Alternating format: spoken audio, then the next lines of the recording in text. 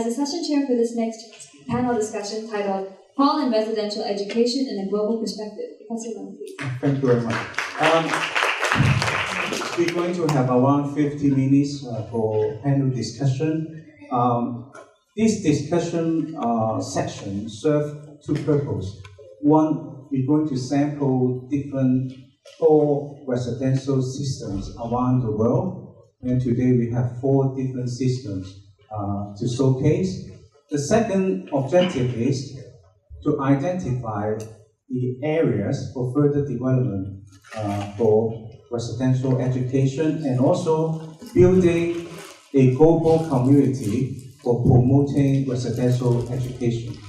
So may I invite the speakers, Reverend Duncan Domo, and also Professor Adikuli Adi from Singapore National University, and also our Mr. Renato Pearson from Harvard University, and our closer friend, Professor Hayden Chen from Macau University. Please welcome.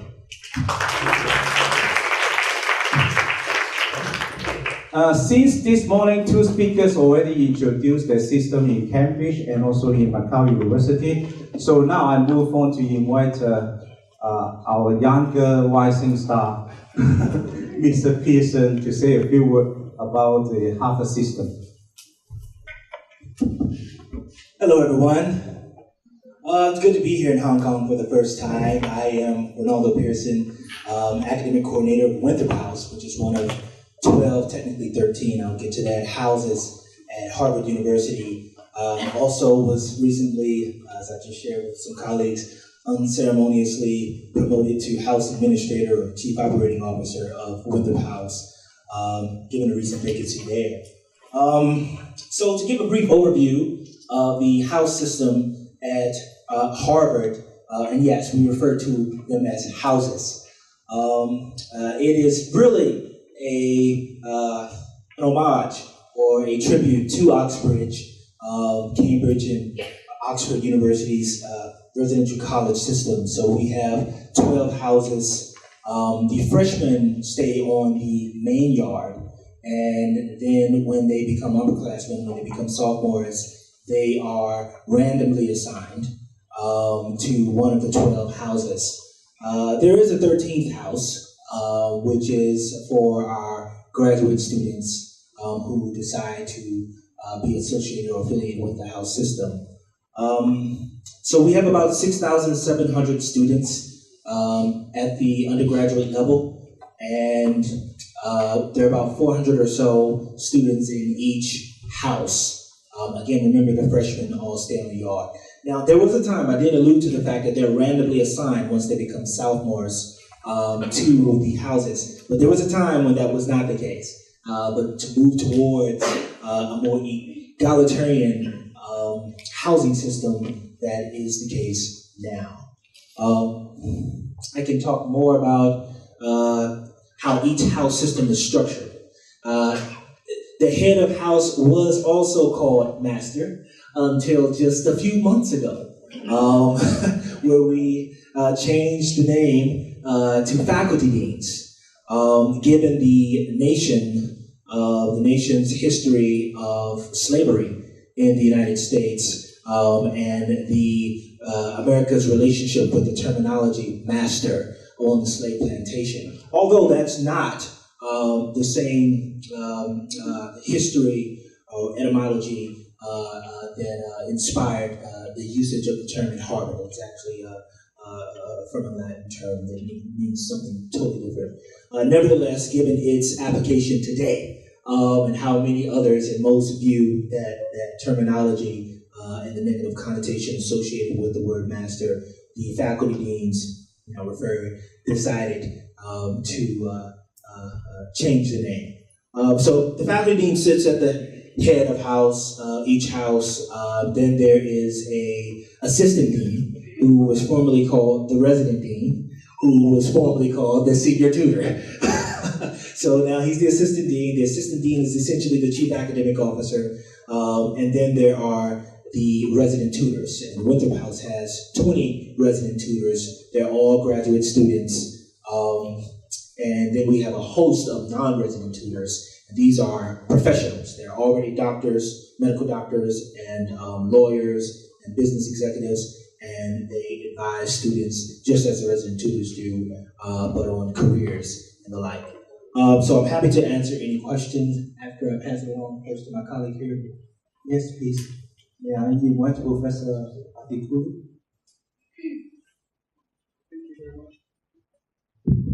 Okay, right. We are online now. I'm Adekuni Adeyeye, and I'm the master of a new college which was established about 3.5 years ago. I'll be talking about that later. But I'm from the National University of Singapore. National University of Singapore was established in 1905, so it's been around for more than 100 years. I think it's 110 plus. And in the university, we have different systems. We have the old system, we have the residencies, and in the last 7 years, we've been experimenting with the colleges system, and all the systems are quite different. Their historic background to why those halls were set up at that time, but as was mentioned by one of the speakers, the issue that you're grappling with in Hong Kong is the same everywhere. People are looking at things to make sure that what was conceived many years ago as a good idea is still relevant to today. And the approach we are taking at NUS is not to abolish the old system, but to try and see how you can enhance it.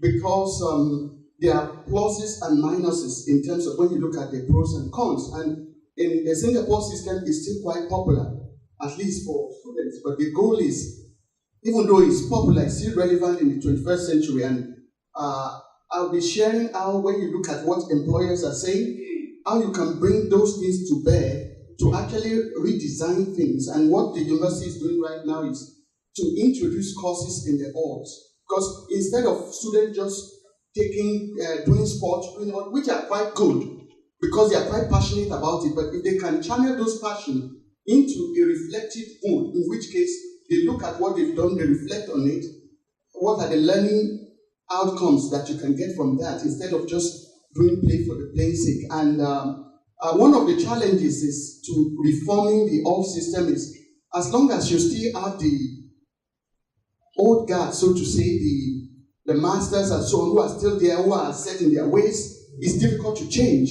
even though people know what that needs to change. The approach that the university is taking now is not to change it as it is, but to bring agents of change into the system. That is, when the term of a particular master ends, when they bring somebody in, is with a mandate to reform. And that way, some of the colleges or some of the halls are making waves.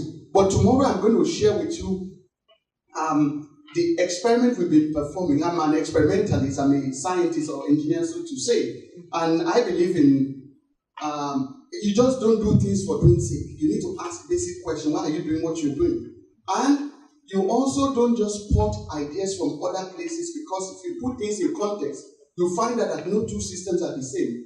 And I've been fortunate in the sense that I've lived in various continents. I'm from Africa, I'm from Nigeria, so I know the system there. I spent about 9-10 years in Cambridge, so I know the system. So when I started the college, I know that the Cambridge system cannot work in Singapore because, first of all, the Cambridge system, as was alluded to before, you have best students. Even if you have a worse system, they will still thrive. So what we try to do is, what we try to do is, we know the demography of the students we have. We have no choice to say, I want to pick this place because the National University.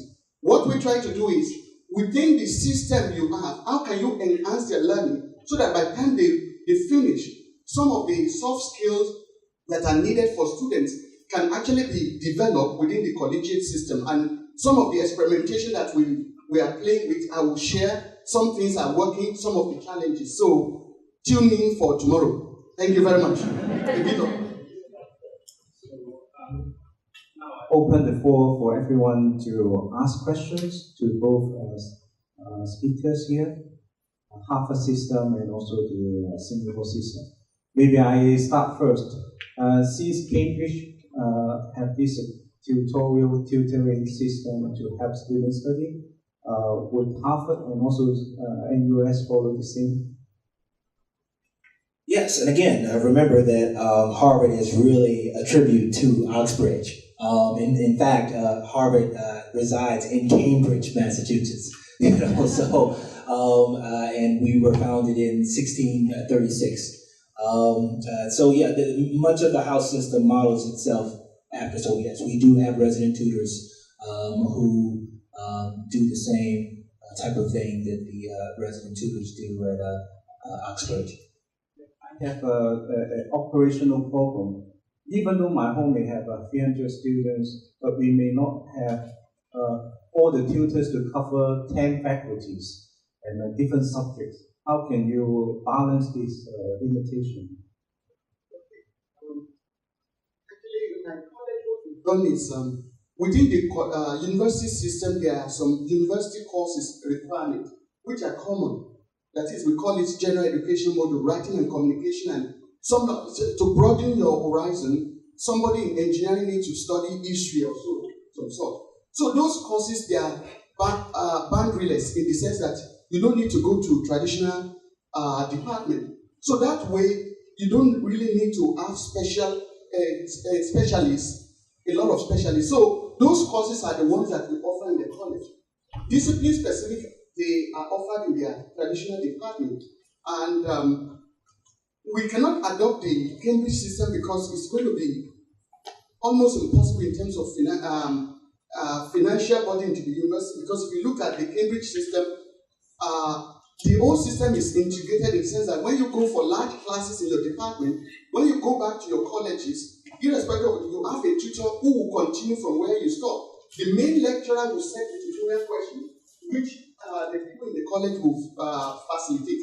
Whereas in our own case, what we do is we just occupy certain curriculum space. So one student, so it's like a tradition, it's like a department, but our goal is not so much of academic alone. We want to use those spaces to develop soft skills for students, while at the same time they earn credit for it.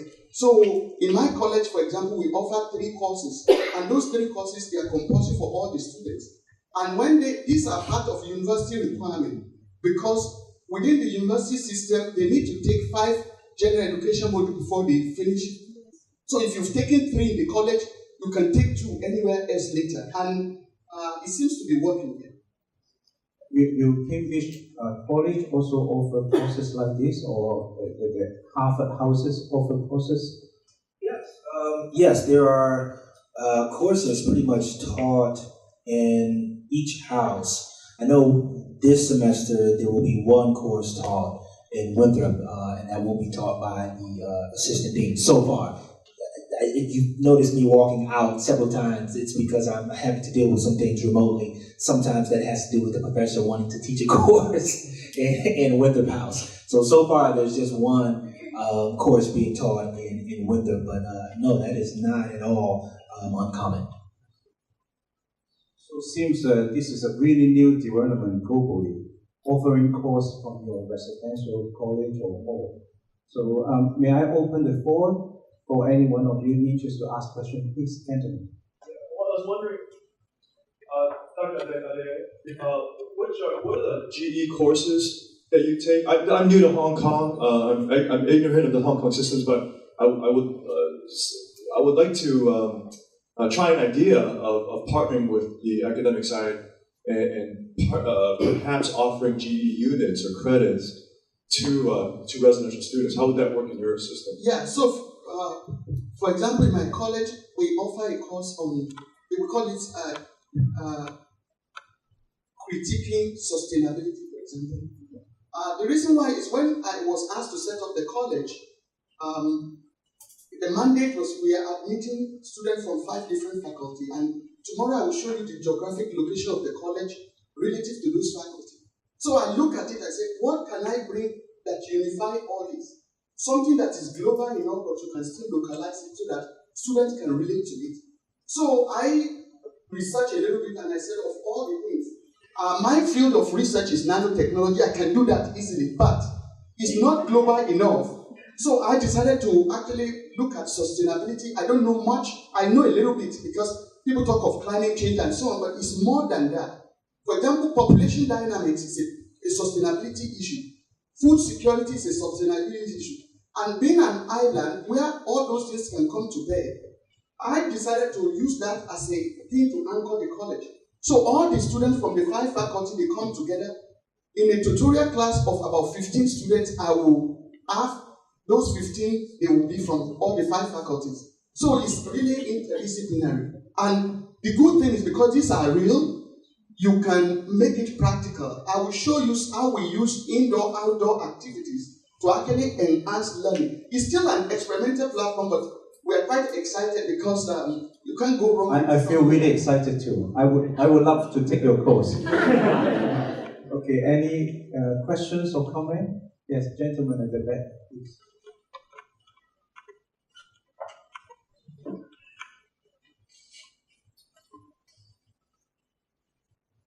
No, so from all the lectures I've seen until now, I can see that everyone in their presentation at some point introduces values and philosophy to build up their argument or build up their propaganda or whatever they want to call it. I wanted to ask specifically Reverend Dolman, but also the rest, about this. It was mentioned before that there are occasionally tensions between the colleges or halls and the university. And I connect this to these values that are often seen very similar in the colleges as in the university. Now, of course, that sounds like a good thing. I think it is a good thing. But is there a rivalry in terms of, and now I also hear that there are courses organized in the houses. Is there some kind of rivalry or tension, maybe in terms of defining what the university education is about?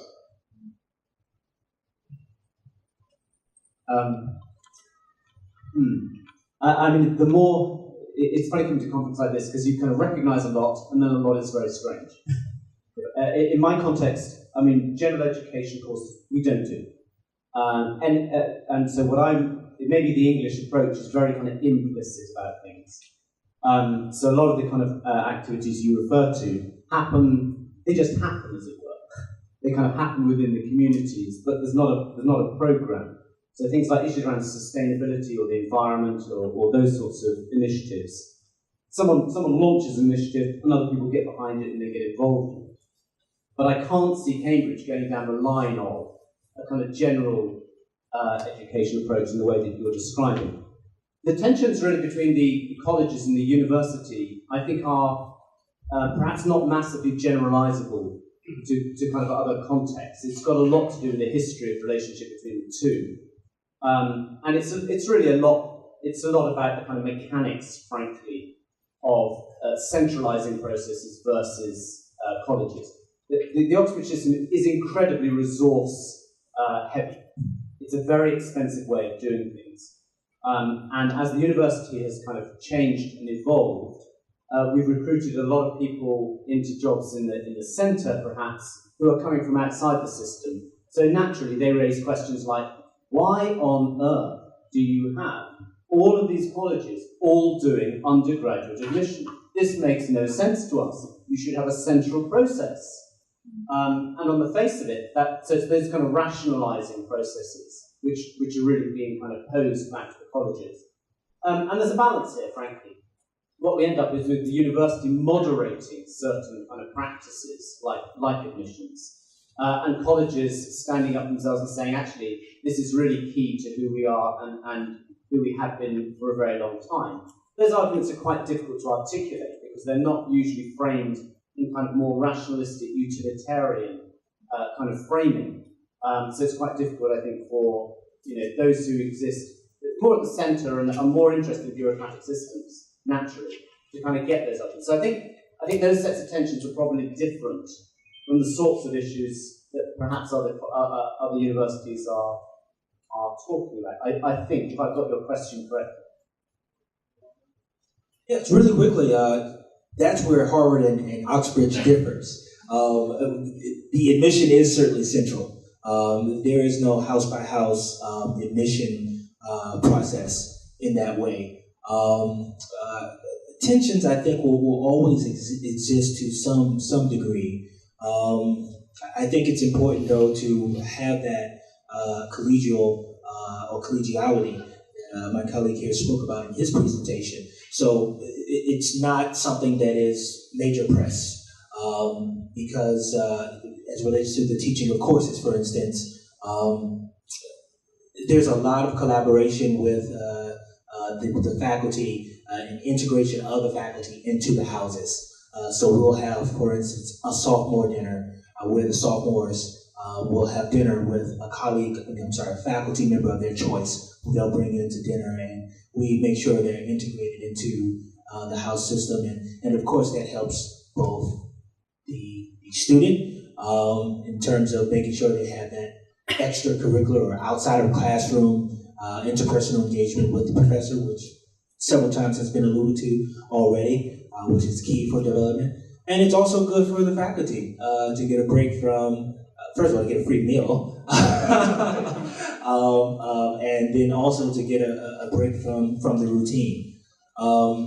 So yeah, but there are. I'm glad that point was raised about the admissions on a college by college, or in our case, house by house basis, because that is one way where Harvard differs. There are a few others. But that is one way where it differs. Certainly, admission is certainly central, for sure.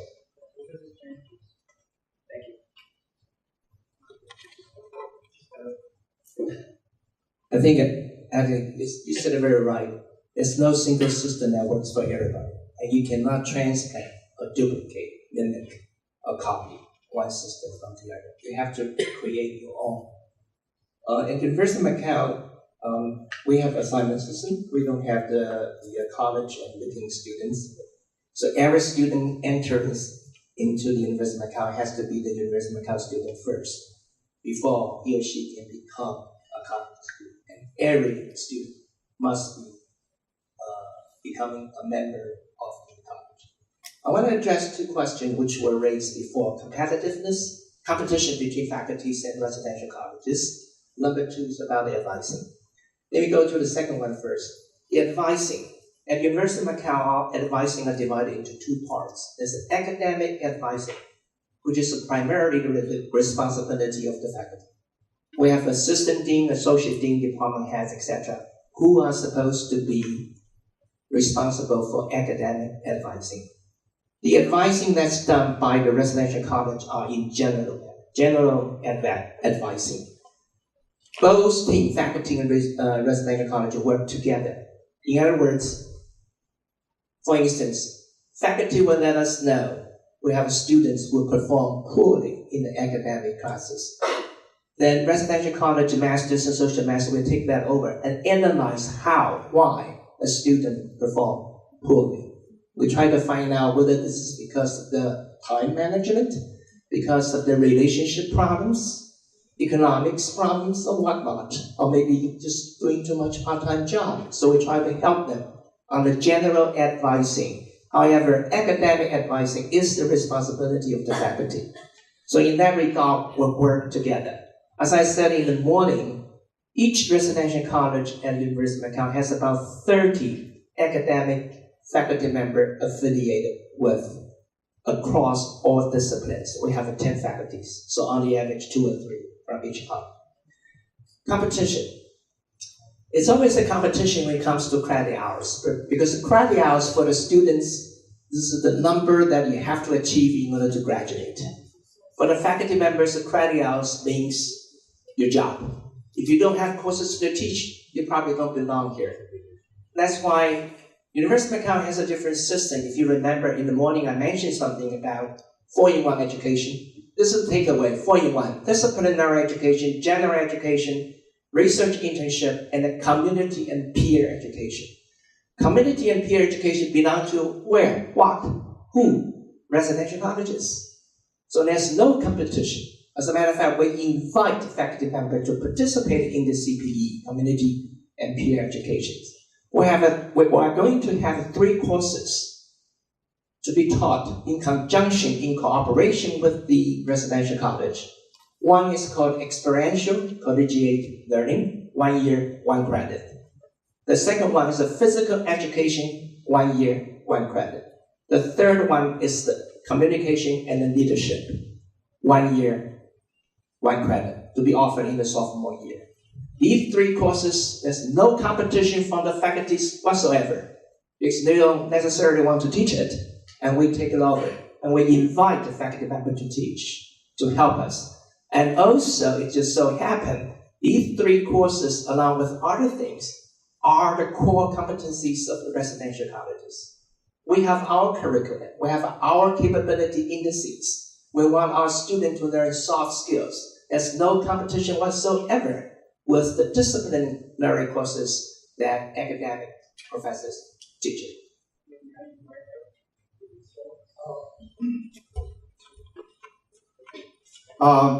It is one thing to offer courses and to give credits for it, but there is something within the Oxbridge academic supervision that is unique in that students are not given credits for attending those academic supervision, and yet they take it very, very seriously.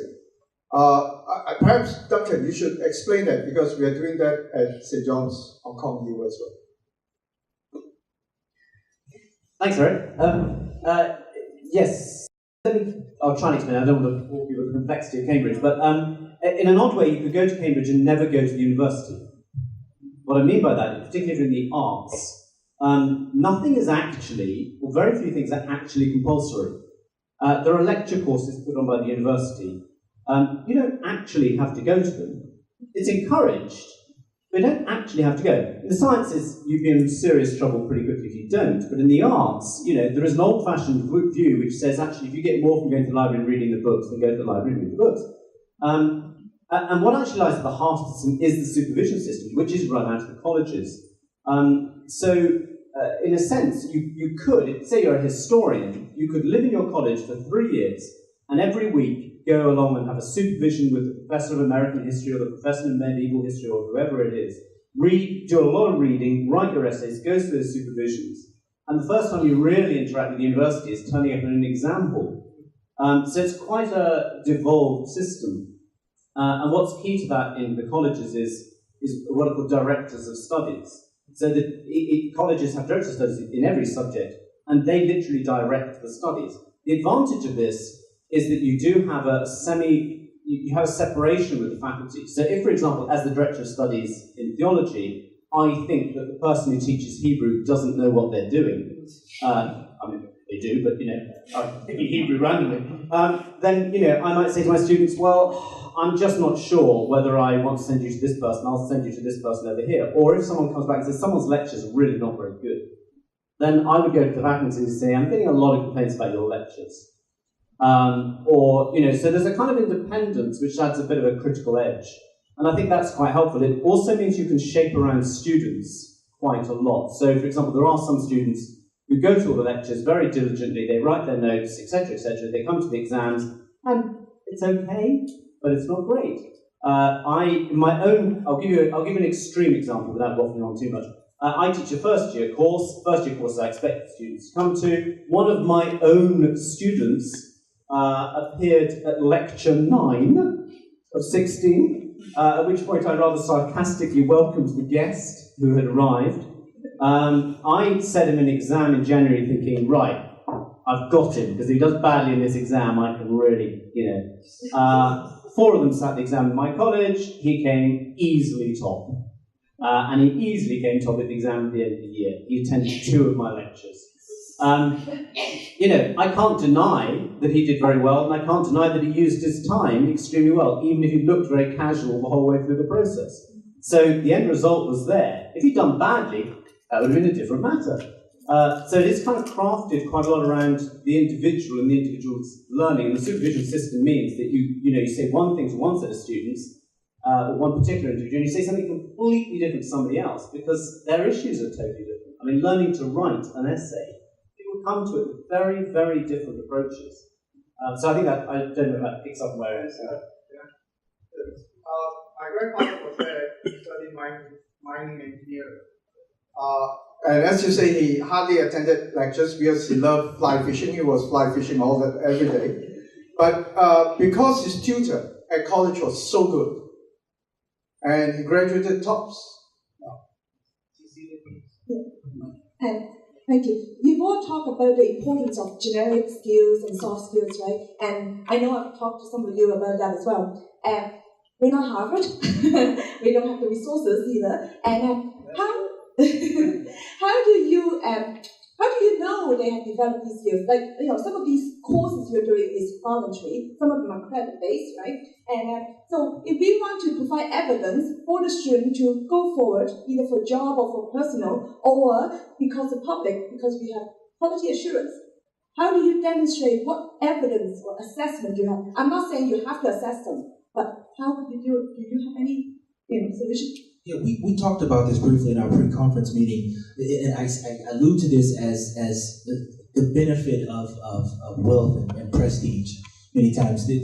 There are not too many assessments on these things because, there's a nearly $40 billion endowment in which, there's 6,700 students, tens of thousands of people apply, the best of the best apply every year, and because we know we're getting the best of the best, then they get there, and of course they're competing amongst their peers in terms of debate and different extracurricular activities to showcase their skills.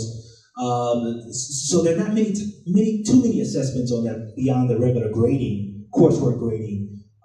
There's of course assessments on job placement after graduation. So you have a measure there, job placement after graduation. But beyond that, there's not too much more assessments beyond the actual grade they receive for the course and the job placement they get. And then, of course, there are national competitions for a mock trial team, for a moot court team, for a quiz bowl team, and all of these other extracurricular activities. But beyond that, would they record that in their anywhere? Would they say it live in the debate team? Yeah, they put it on their resumes. They put it on their resumes for sure. That they were the top, of course. I mean, they most certainly put it on their resumes. And here's an interesting thing: YouTube. Everyone's recording these things these days, and many times our students will refer to this YouTube video or this one. And believe it or not, these companies, these hiring companies, see these things and say, we want that student who showcased at this competition, and it's on YouTube. But what about the other universities? May I share with you this slide just behind me? I don't mean University of Macau is the best system. As a matter of fact, University of Macau is facing a great challenge in terms of assessment. If you remember that I said a CPE, Community and Peer Education, students must get assessed factory grades in order to get in their certificate. So it's compulsory. I think at Harvard, Yale, etc., they don't have to have students fulfill certain requirement in the hall, in houses to graduate. But in Macau, you have to. So we have to do assessment every academic year. So what do? We do as 3 parts. We have a self-assessment. Each student has an electronic portfolio. They set it up when they enter into the college, into the universities. They are supposed to write a certain number of pages, how many words per year, per semester. Those are the reflection from the individual students based upon what they have participated in the lectures and activities. Teacher will read it. That's one time. There's also a peer evaluation. We have a resident tutor, resident assistant who sort of supervise 20, 25 students. There's a constant interaction among the 20, 25 students. There will be peer evaluation, such as communication, teamwork, culture engagement, participation in event. And then there's a teacher evaluation. Teacher evaluation comes from RT, RA, resident fellow, associate masters, and masters. And this is done on a continuing basis because we don't have a final exam. We don't have any quizzes. And we also recognize each student is different. We don't want them to be the same.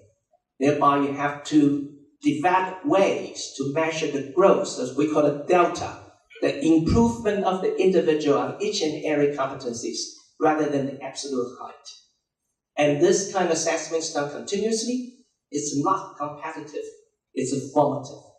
And that's what we try to do. But this is our challenge. We're into the second year now.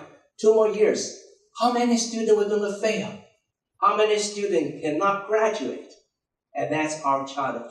We certainly provide lots of remedial methods so that students can make up some of the deficiencies over the 4 years period of time. So that's what we do, the assessment. We have to do this compulsory, unfortunately, but that's what the investment house system is about.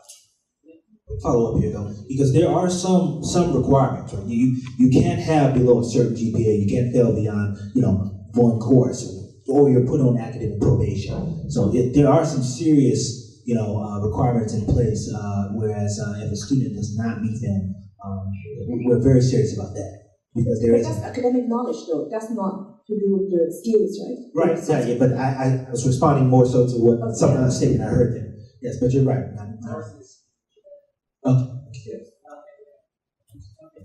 Yeah. Actually, when we started the college, these are some of the things that we asked. That if we think our goal is to develop help student or create a platform where students can develop these skills, how can we track this? And how do we know we are doing the right thing? And that's why, as we move forward, we begin to tweak our program. And actually, some of my staff, they wrote a proposal to get funding to do research, whereby they track. But the best way to track is to observe them, to see what they're doing. And because when the students come in, we interview them, we see where they are. And by the time they finish the program, you see what they can do. And either do outside, and then they send. I'll just give you an example. In our writing and communication, one of the things that they teach them is how to actually take proper note-taking, to document things. So if our students are involved in other committee outside, and they want to notify me what has gone on, where they have meeting without my being present and so on, the student will summarize, and you can see the level of competency, even compared to students in their 4th year. You can see that something is, I don't know what is happening, but something is happening. So there are ways in which we track, and they have their portfolio too. But some of our staff, they've actually written grants to try out subset of the pedagogy which they are trying to assess. And at the end of the day, based on that, we look at it. Yeah. But my own thing is, if they can't do certain things before and they begins to do it, there are employers that will come back and say, what have you done to this particular student? We want the student now. So I feel that even if I didn't do anything, I can take credit for that the college is doing something for that. Yeah. So time passed so quickly. I just saw the poster, 10 minutes left. So shall we move to our next topic on the opportunities and future challenge, and also the future direction for residential education? So please feel free to raise up your hand and share your views, and also perhaps we can start with the panelists here. Anyone want to talk about challenge and future direction?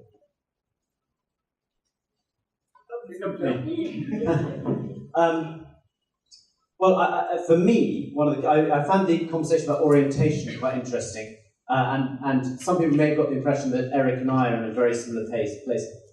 Having been staying at St John's College and listening to some of the orientation going on, I was frightened. And listening to Eric talk about it, I'm even more frightened.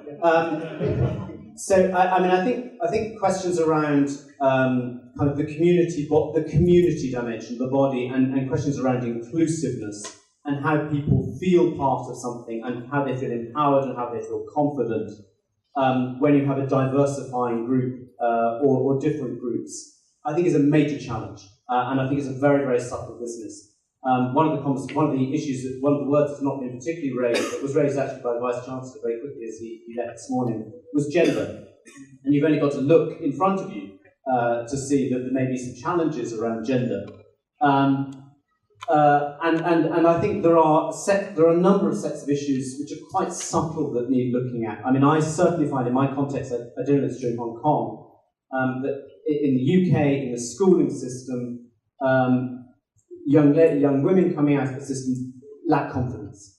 And I spent a significant amount of my time encouraging young women to go for it and to excel and all the rest of it, and some of the time telling arrogant young men that actually they're not up to it, whatever it is in question, in the nicest possible ways, and they might go away and learn some skills.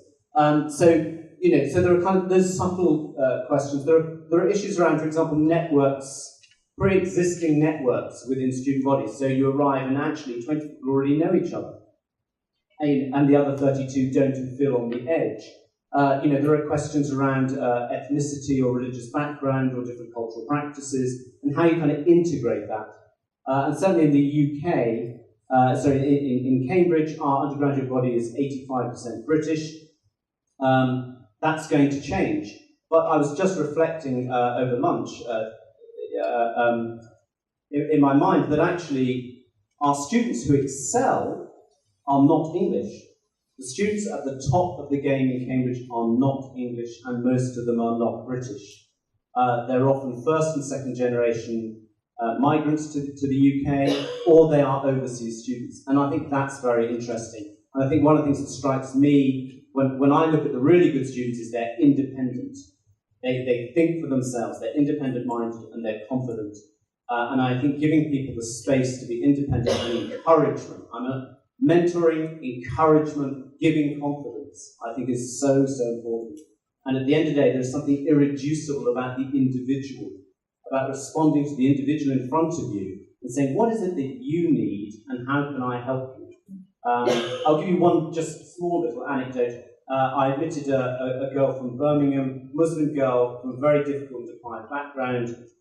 She arrived, she was completely lost in Cambridge, very, very difficult. She was determined, though, and she came to me, she said, I want a big job in banking or something like that. She said, but I've been to these affairs where they're talking careers, and I've watched these public school boys, and they just, swim around the room with confidence and charm, and they've got all these soft skills. She said, and I don't even know what to say. Then she said, but I'm going to learn. And I thought, you go for it. That's exactly right, because actually you'll do better than they will, because you're really determined. And encouraging people like that, and encouraging those who aren't at the core, it seems to me is really important, and changes the dynamic of the community. So constantly reflecting and challenging the nature of the community, I think, for me, is a really important part of the kind of drive for inclusion and enhancement of the whole community. So that's something, but it's quite subtle business. So there are two challenges that stand out to me in America, and particularly at Harvard. On one hand, there's this issue of how we pursue strategic diversity. Not just diversity, not just window dressing, but actual strategic diversity. So not just to say that their students or the student body is diverse, but making sure that the administrative staff and the faculty and the board of the university and every place where decisions are being made, even down to the contractors who do business with the university, there should be diversity there. So that's one challenge, and we're having conversations about that now, because contrary to popular belief, Harvard is still a long way away from faculty diversity, the type of faculty diversity that represents the student diversity. So that's on one hand. The other hand is this issue that's referred to in America as affluenza, right? So the level of hand-holding that does a great disservice to the student. Everything but making their own bed. Then they get out into the real world and just having this conversation over lunch, don't know what it is to go without, to struggle, to make it on their own. So we've got to have some really deep conversations about how we navigate that terrain of preparing our students for the real world. Because there may be opportunities or may be situations in the future where the economy tanks or something goes wrong and you have to survive or whatever the case may be. But it's also more important than this utilitarian individualistic aspect. There's also the notion of how you interact with people, right? Human beings who may not make as much as you do, or how you deal with social policy and how you see policies affecting general welfare. If you have this, myopic view, you're only concerned with yourself and luxuries, many times you don't care about your neighbor or your community. So I think those are the kind of two challenges that we'll have to face in the near term, given the societal challenges that beset us. I think we live in an exciting time, especially for undergraduate education. And globally, when you look at it, things are changing. And you cannot train students for a particular job now because you don't know even within their lifetime, a lot of things will change. So art skill, they're okay, you can do well there, but it doesn't guarantee success. In fact, some of the things we do, because we work with industry, is that soft skill or the so-called emotional intelligence are quite important. And you cannot teach this within the four walls of traditional department whereby you structure 1 hour lecture. I feel that all or college, depending on the acronym that is used, is a test bed to actually explore various things. Even if you don't introduce new courses per se, if you design a program that brings people together either through project, people learn to communicate, learn to work on, to converge, to let their, even when they have diverse opinion, they are able to work together for a common goal.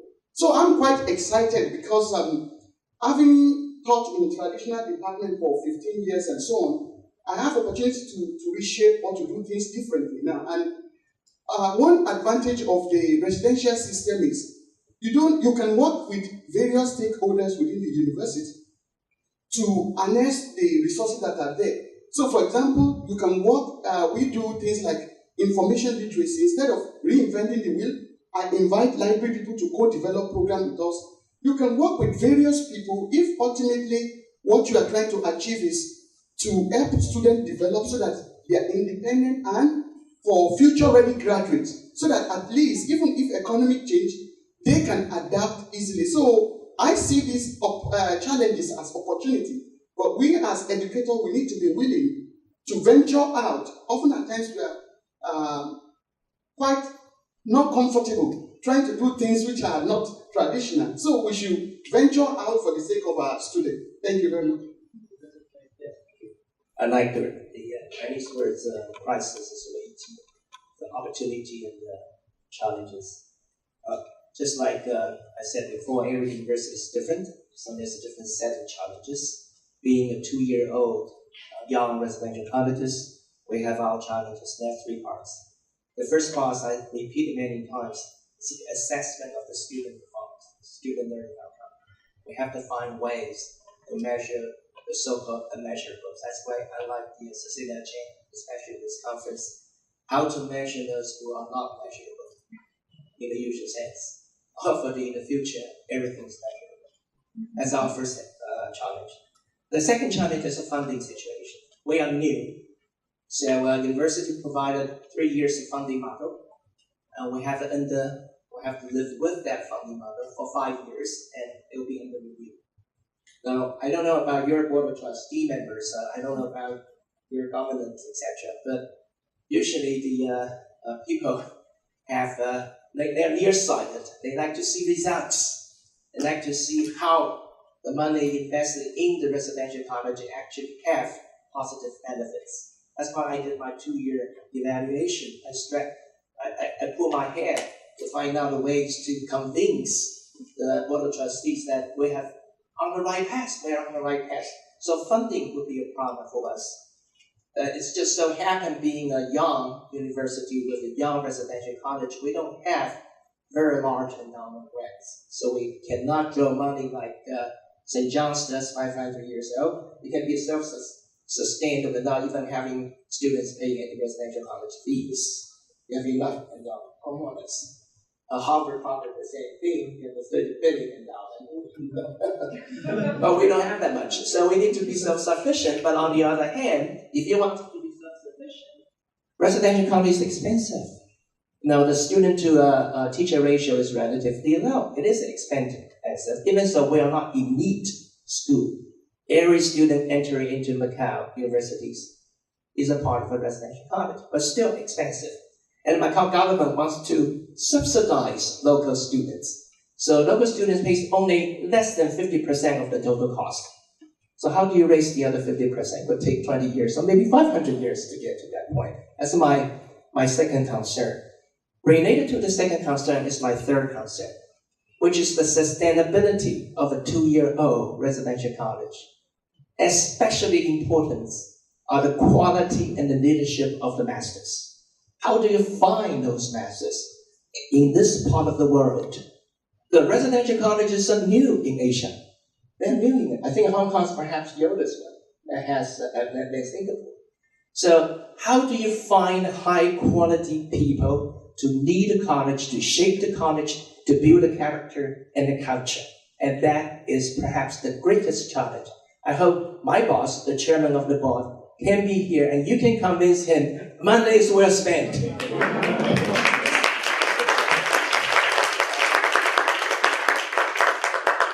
So before closing, I will ask each of them just highlight one best things in their university regarding residential education. Real challenge. Just one thing. No, the best part of your residential education. If you need to do a salesman talk, only one thing.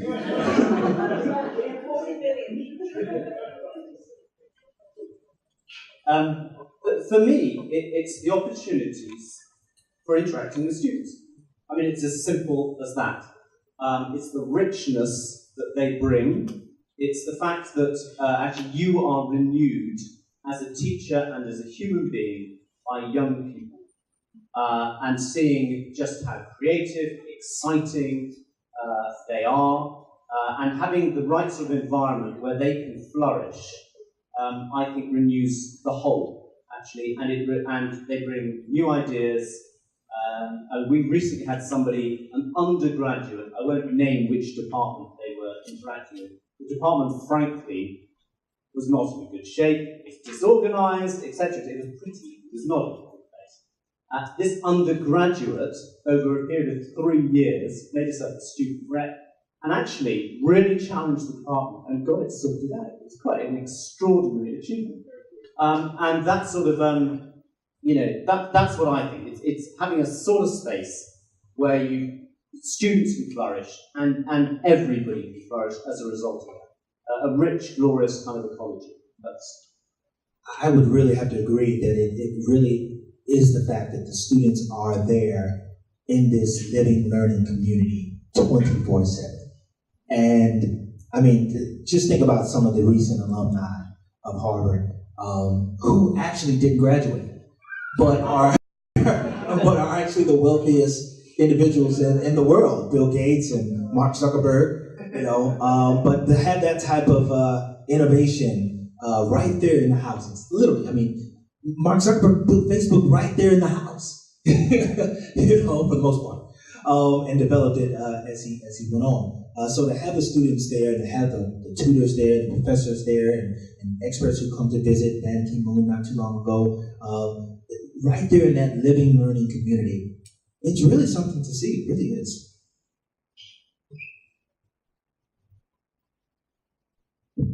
Yeah, I fully agree that one unique feature of any residential college is the sort of interaction.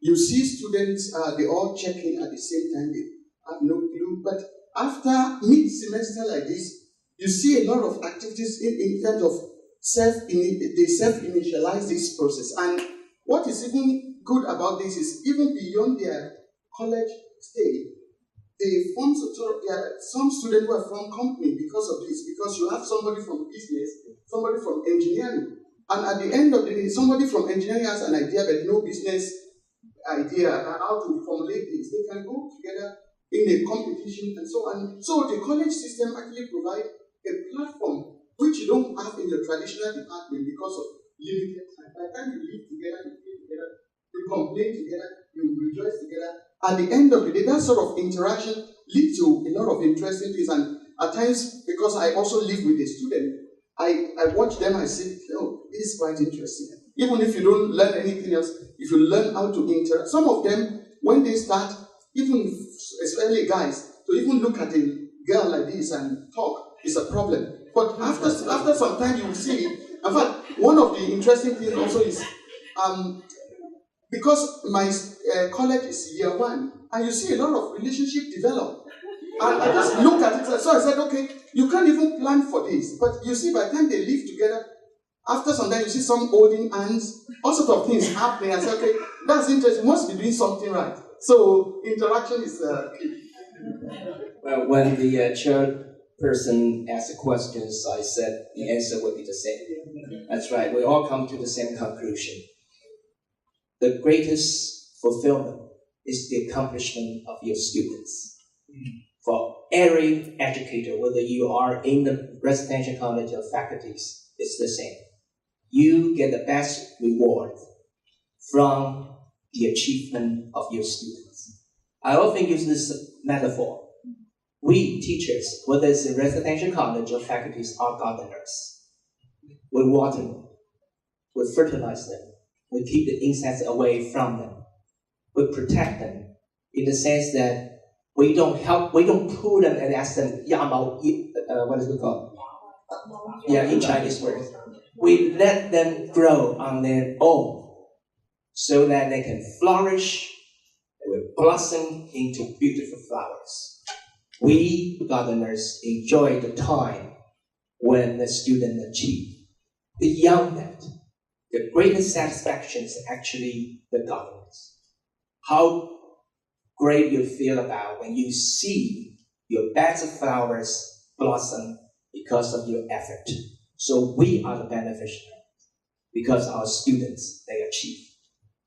Thank you very much. Let me draw a conclusion about our future directions in residential education. I summarize them in 5 E's. First one, enhance learning through the whole education, enable assessment of student performance, especially those soft skills, encourage positive change in each student, empower them to be independent, and also, most importantly, the final one, embrace diversity, no matter what kind of diversity. Finally, I want to make a quote from Winston Churchill. He said that, very good quote to me too. To change is to improve. To be perfect is to change often. I think this quote can apply to core education as well. Once again, please join me in thanking all the excellent speakers. Thank you. Now we have a post-day and coffee break, half an hour. See you soon. Bye-bye.